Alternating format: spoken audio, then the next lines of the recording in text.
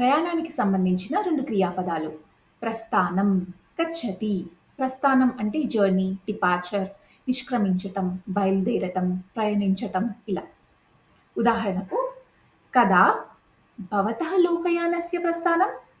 నీ బస్ ఎప్పుడు బయలుదేరుతుంది? When does your bus departure? వయం షడ్వాదనే ప్రస్థానం కుర్మః. మనము 6 గంటలకు బయలుదేరుతున్నాము. లేకపోతే నిష్క్రమిస్తున్నాము. ఇదానీమేవ మమ ప్రస్థానం. కృపయా మమ కృతే ప్రతీక్షాం కరోతు. నేనిప్పుడే బయలుదేరుతున్నాను.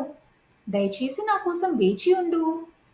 గచ్చతి అంటే వెళ్తుంది లేకపోతే వెళ్తున్నాడు. ప్రశాంతః ప్రతిదినం విద్యాలయం గచ్చతి. ప్రశాంత్ ప్రతిరోజు పాఠశాలకు వెళ్తున్నాడు. భవతి కుత్ర గచ్చతి? మీరెక్కడికి వెళ్తున్నారు? అహం మిత్రస్య గృహం గచ్చామి. నేను స్నేహితుడి ఇంటికి వెళ్తున్నాను. ఇలా. ధన్యవాదः.